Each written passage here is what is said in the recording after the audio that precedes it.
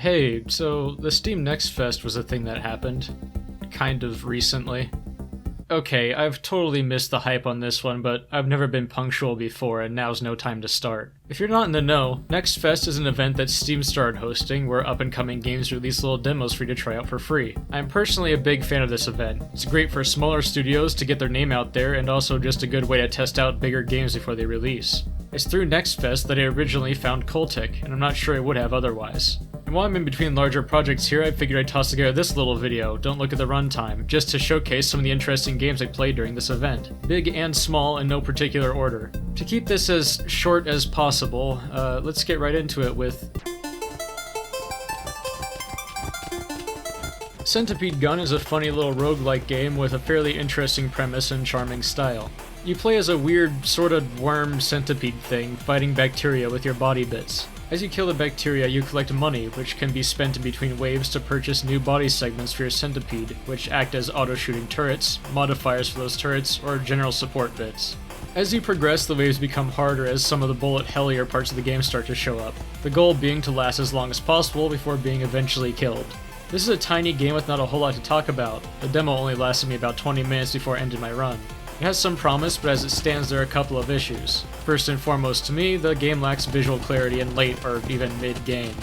The big flashy bullets I'm shooting make it near impossible to see the bullets being fired back at me, which is a problem for a bullet hell game. That being said, the game was still pretty easy once I had a few upgraded fighting parts and enchantments for them. With just a little polish and a little more variety, Centipede Gun could definitely be a fun, mindless time killer. I recommend giving this one a try since the demo is still up, and a closer look once it's released. On the polar opposite on the spectrum of games, we have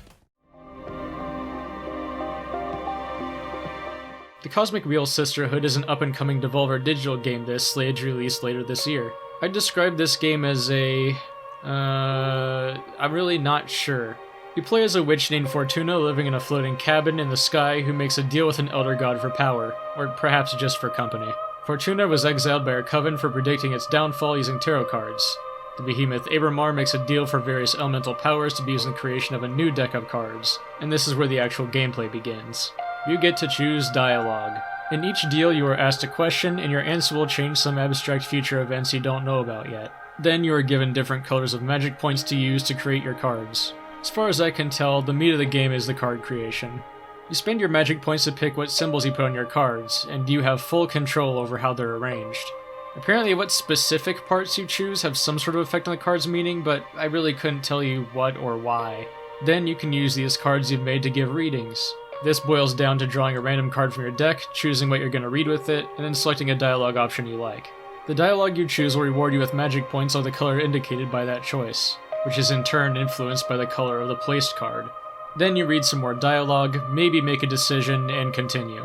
As far as what's presented in the demo, it's much more story than gameplay. If I were to assign a genre to this, I'd probably say visual novel. That term has a stigma to it, but I really don't know what else to call Cosmic Wheel Sisterhood. I really like the card creation system, as you can tell I had some fun with it, but I don't know what else to comment on gameplay-wise. The story is clearly the main draw, no pun intended, and what's there is interesting, but maybe just not for me. Let me come clean, I don't know jack or shit about spirituality. I don't get astrology, I don't believe in tarot, and I don't know anything about witchcraft. Most of this is going to go over my head, and the little bit of interpersonal stuff that the demo gets into is not really my kind of thing. I can see this game being incredibly personal and touching to someone, but I don't think that's me. The demo is still available, so give it a look to see if you might be that someone. It's free and only like an hour and a half of your time if you put care into your cards, which you can then download and show off, by the way. I will be interested in seeing if the card reading stuff actually has a long-term impact, or if it's more of a Mass Effect dialogue wheel type thing. If you're looking for a card game with a bit more in the way of pure gameplay, take a look at Rungore is an auto-battler card game where you... control is a strong word.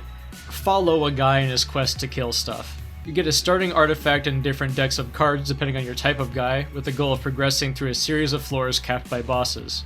If you've ever played Slay the Spire, it's very much like that. You select a couple of cards shown to you after each battle and add them to your hand. These cards can be played at any time during combat with no limit on how fast or how many you can play. The thing is, the cards you get after each combat are the only reliable way to refill your hand. So the game becomes a bit of a balancing act as you must play cards to survive, but also not all of them so you can have some left for the next fight, and eventually the boss. On top of that, the game never pauses, or even slows down during combat. You have to play cards as you need them in real time. So it combines the careful tactical card combos of Slay the Spire with the need to be fast and reactive so you don't get killed. Not exactly the easiest of things to do at the same time. Then there's equipment you can find which takes the place of a card in the selection screen. Equipment is a permanent buff, but requires you to choose it instead of a new card to add to your hand. Usually this is totally worth it, unless it replaces a piece of equipment you already have that you like more. The art style is sort of Newgroundsy, if that makes sense, and I think looks good. The music is loud and very electronic and bassy, which I personally enjoy. I could see it getting repetitive if you play this game for extended periods, but that's speculation at this point. Oh, yeah, and it does that a lot. I think it's quite fun, and the demo is still available if you want to give it a go. If skilled ability combos are to your liking, but the fast pace of Rungore is a little bit too much, may I suggest...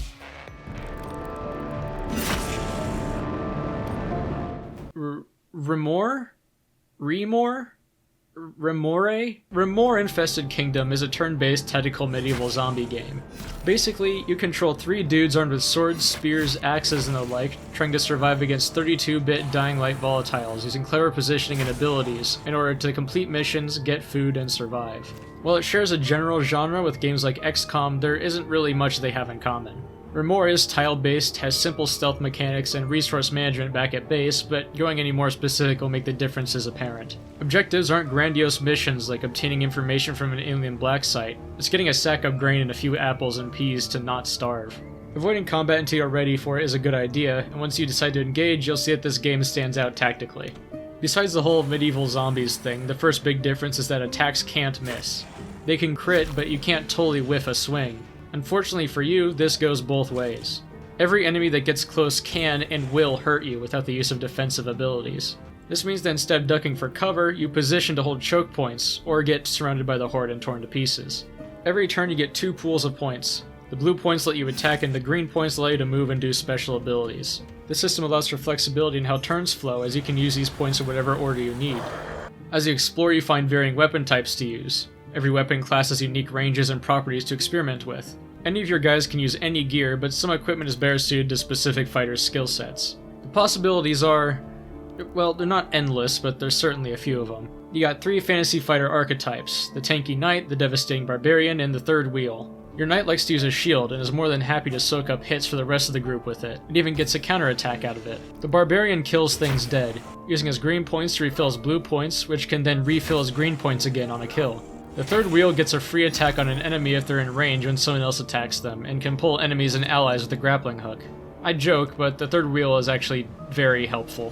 Which brings me to the other thing that this game's combat emphasizes, which is pushing enemies around. If an enemy is next to you, you cannot move, so spending some green points on pushing them away to reposition could be a good idea. In addition, the exploding enemies die if they impact a wall or another enemy when pushed, which is great because it gets them to explode somewhere else. So far in the demo, that's the extent of the mechanic, but I can imagine that later into the game this will go further. One last note about gameplay is that REMORE is very unforgiving. Damage doesn't fully heal between missions, and any character's death results in a game over, so you have to work to preserve your guy's health as much as possible. Tonally, the game is rather dark, typical of an end-of-the-world zombie type deal. The story, as much as there is to it right now, is rather bleak.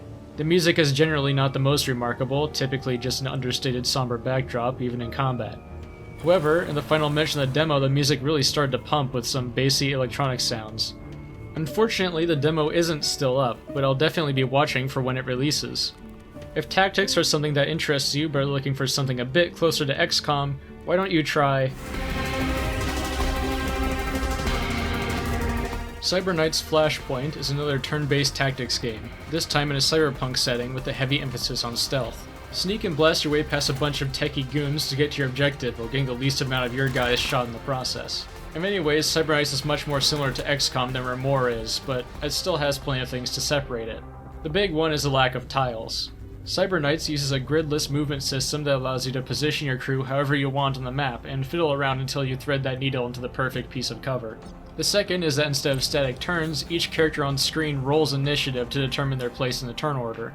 This sometimes means you get non-optimal turn orders that you have to work around, especially when it comes to guard movements.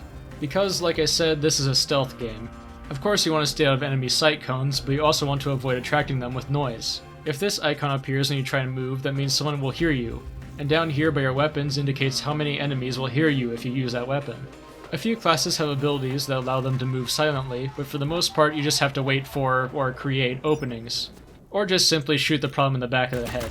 People can't hear you moving if they don't have an auditory cortex. Plus, there's the security devices that you have to get around. Every time you raise the alarm, whether that's being spotted and getting into gunfights, bodies being found, being detected by cameras, or just taking too long, the security level increases. When that level goes up, things get a bit more difficult for you.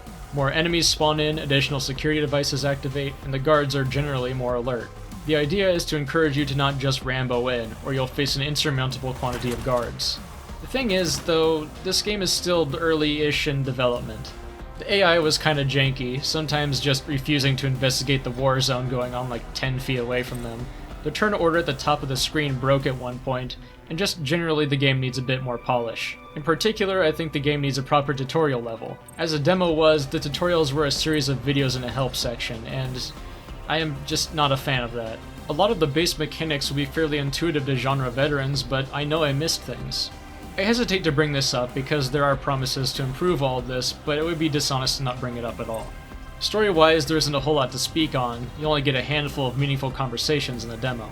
You are a guy who underwent some sort of cybernetic surgery to get a special spinal implant called a quantum rider that turns you into a cyber knight.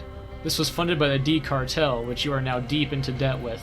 Now you need to pay off your debt by doing jobs and earning cash, or by working with a D cartel defector who needs a cyber knight to steal and transport a Q endpoint being held by a ghostwire because only knights can do it safely and...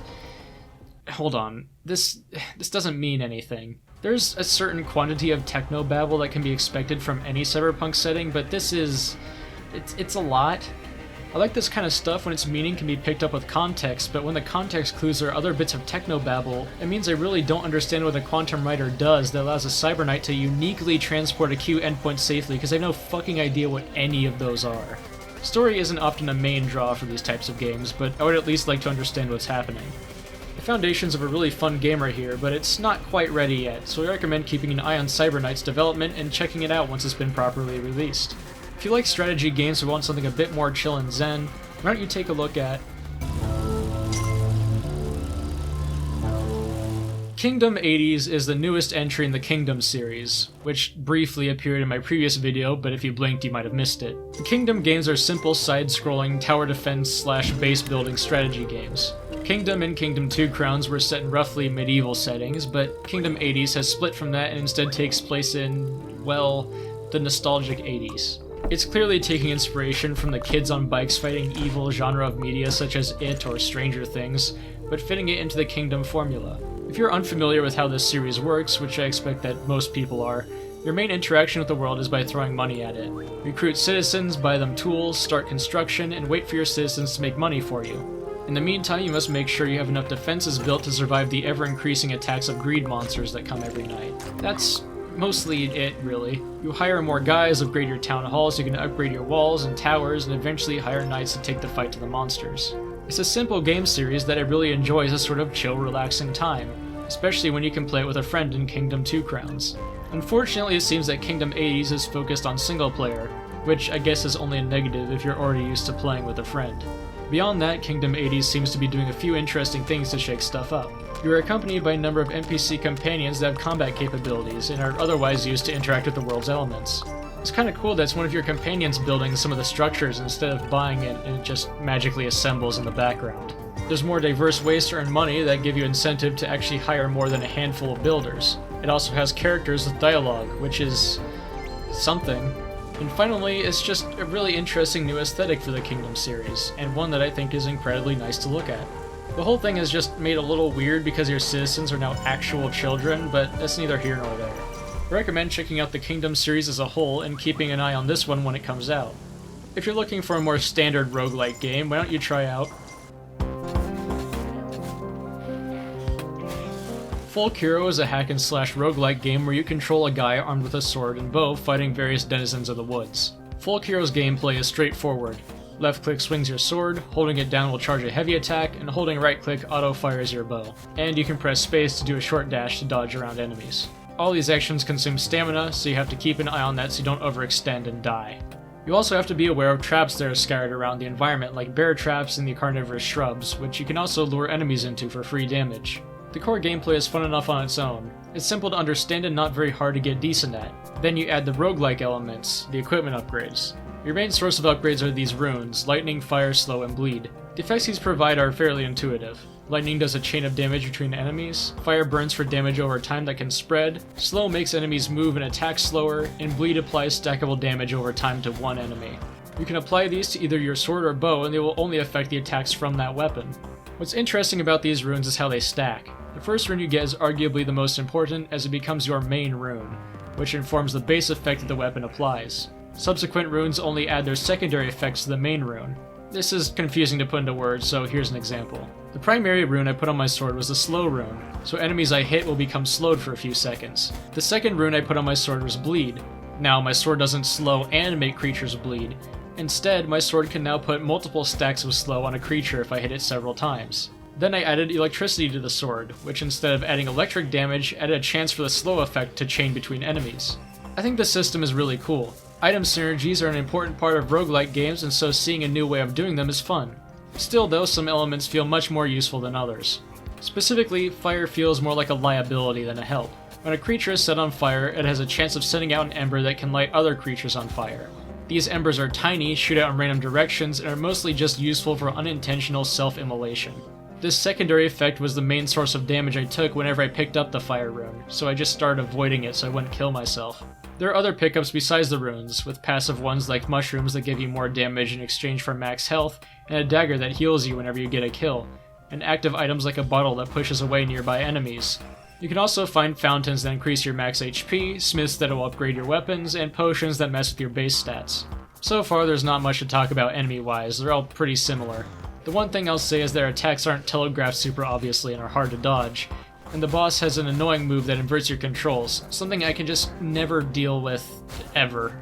Overall, I think the game is an interesting little roguelike and deserves a look, especially because a demo is still up for you to try out yourself.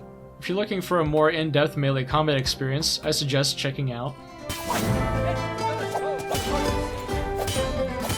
Garde is a fast-paced, third-person sword-fighting game about using trickery in the environment to your advantage. You play as a swashbuckling fencer beating up guards working for an evil baron, whose only evil act stated in the demo is outlawing dueling. Garde's main gameplay is combat, with a little bit of simple platforming thrown in as downtime in between arenas. The combat is simple to learn, but hard to master. 1v1 you should always be able to come out on top easily. Enemy attacks are well telegraphed with bright indicators and can be defeated with just a handful of hits. The combat system almost reminds me of Sekiro, but much more forgiving. Enemies have a guard bar you must empty before you can deal damage to them, and if left alone for too long this bar will refill. Not a problem if there's only the two of you. The thing is, it is almost never a 1v1. Enemies will crowd you and defend each other with unblockable attacks that you have to dodge, which interrupts your combos and generally makes your life more difficult. Fighting fair will only get you killed here. Kick boxes into enemies to stun them for a while, throw buckets on their heads to leave them completely blind and helpless, and knock them into water or the weapon racks to defeat them instantly, or engage in the classic hijinks of blowing them up with dynamite and cannons. This system is very fun to play with, and the lighthearted sort of cartoony style of it is a nice change of pace. The flamboyant and goofy characters are very entertaining, some of the one-liners got a bit of a genuine chuckle out of me. The beautifully colorful Spain that the game takes place in is a setting I haven't seen in many games before. There's not a whole lot more to talk about here, but I did play through the demo multiple times if that helps sell how entertaining Garde is. I will definitely be checking out this game when it's out, and in the meantime I recommend you check out the demo that is still available. If fast-paced games are more your style but would prefer a shooter game, try out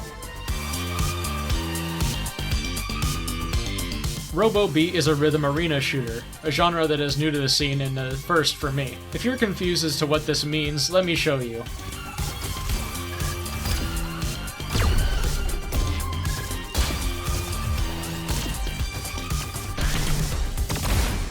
Got it?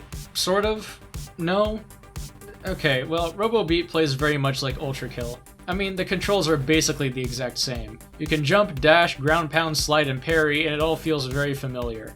And I don't mean that disparagingly. I like Ultra Kill for a reason, and it's only reasonable that there's going to be games inspired by it. And besides, outside the basic controls, there's quite a difference. Let's start with the genre gimmick. You have to fire your weapons on beat to the music or they'll deal next to no damage. Otherwise, the guns basically fire as fast as you can click. This means that the quality of the game's music is very important, because as well as just listening to it in the background, it's actually a core game mechanic. Personally, I like ROBOBEAT's music. The only thing I could see becoming a problem is repetitiveness. For long stints of gameplay, listening to the same song repeat might get grating, or at least boring. Fortunately, the game has a solution to this. You can switch out the current music on the fly. Currently, the game is set up to be a roguelike of sorts, with the rewards for completing your run being points to put into unlocks and new music tracks. And these tracks can actually be a direct upgrade to your gameplay. Remember I said you can fire as fast as you can click if you don't stick to the beat? Well, if you choose a song with a higher BPM, it effectively increases your maximum fire rate as long as you keep up with it. Which I can't, so sucks to suck, I guess. Beyond that, there are a couple other mechanics that are unique to ROBOBEAT. You can only hold 2 guns at once, one on your left click and one on your right. You can find new guns during a run to switch out either hand as you wish. You also get 2 active abilities that act like grenades. One flings enemies into the air and the other sets them on fire. Finally, you can charge a shot to make the next bullet deal much more damage. This charge shot will also activate one-use abilities you gain from completing rooms, which I don't really know what they do except for the one that heals you. ROBOBEAT is very early in development, and while I had a lot of fun playing through the demo, there's clearly a lot to do still. I'll be waiting patiently for it to release, and right now the demo is still up so you can give it a try yourself. I don't have a good transition for this next one. It also has a revolver. Fuck it, we're going with that. LAIKA, Aged Through Blood, is like if you took one of those motorcycle flash games, added guns, and turned it into a story-driven Metroidvania. You play as a coyote person biker in a Mad Maxy post-apocalyptic world, doing jumps, flips, and shooting birds armed with guns. Yeah, I'm not beating the furry allegations with this one. The movement system is the very core of the game, and everything else has been built around it. You hold W to accelerate, S to brake, A and D to lean, and holding space will turn you around.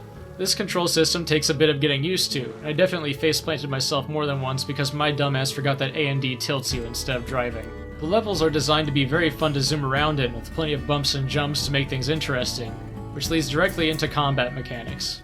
Enemies are mostly stationary, and when they see you, they'll startle and squawk for a second before shooting you, so you have time to react. Then, when they shoot you, you can...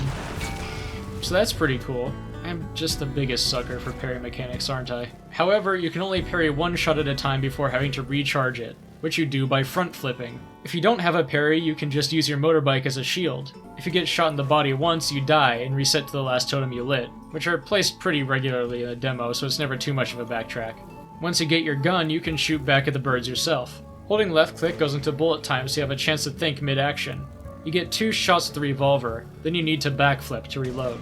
This combat system is fantastic because it's completely integrated with the game's unique gimmick of being on a sweet motorcycle. Doing flips to reload is just cool, and means that if you get a lot of air, you can flip multiple times to reload and shoot very quickly. Making reloading both your gun and parry work this way presents an inherent risk and reward because your bike is also your shield, so if you're flipping around like crazy, you may not be protecting yourself very well. There's also the constant threat of just crashing into the dirt head first like a moron. Like I did. A lot. When you do manage to pull off a perfect encounter, it feels fantastically cool, if, you manage to pull it off. I'm not very good at this game. Why do I like games I'm bad at? Anyway, the Metroidvania aspects of this game come in the form of resources you can find and collect in the world, like food, stone, metal, and leather, which can then be used to buy and upgrade equipment. You'll also need Viscera, which is the game's version of Souls. Ha, you thought you were going to get through an entire video of mine without a FromSoft reference, huh? Wait, I already brought up Sekiro. Fuck it. You get Viscera from killing enemies, and when you die, you drop it in a bag. However, unlike Dark Souls, you get 2 of these bags, and that number is upgradable. However many bags you have is how many times you can die before permanently losing anything. The big Metroidvania thing is buying new weapons. In the demo, you only get access to the crossbow and shotgun. The crossbow is... weird. It's like a shotgun that you reload 1 pellet at a time. It's fine, I guess, but the real big thing is the shotgun itself. It can be used to open up doorways that were previously inaccessible. It also has recoil that tosses you with force for a kind of double jump, both of which are abilities that can be used to access new parts of the map and get to new treasures, the real backbone of the Metroidvania genre. The music in this game ranges from melancholy western to somber western to menacing western and boss fights. I think the music is very good and is elevated by the vocal performances. It's not often you hear lyrics in a game's soundtrack, but I really like it here. An interesting thing about the soundtrack is that you find it as collectibles in-game. You bust open old boomboxes and get a new piece of music to choose from, as you can pick what track is playing at any given time in the menu. Let me just say, I absolutely love this game's art style. It's hand-drawn and comic bookish with over-the-top gore and larger-than-life set pieces that provide a sense of immense scale, and a handful of animated cutscenes are incredibly well done. And of course, I can't just ignore the coyote in the room. Anthropomorphic characters are helpful shorthand for relationships and character archetypes in stories, but here I think it also provides a helpful distance from humanity, because this game's story is very much not sunshine and rainbows. It immediately veers into child murder, gruesome child murder at that. And just how horrible that is offset by the comic book style and inhuman characters. Even so, this is a lot. LAIKA aged through blood does not pull its punches, and immediately tells you what it's capable of, and I will admit that it got me invested. Of all the games I talked about here, I think I'm looking forward to this one the most. The demo is still up and has plenty of content to play through, and I really think you should give it a try. And that's it for this video. Links to the Steam pages of all these games are available in the description, and I've labeled which ones still have a demo available. I've already got my sights trained on the next game I'm going to cover, which just had the huge addition of rain, so that's exciting. Subscribe to see that whenever I decide to crawl out of my hole again. Goodbye.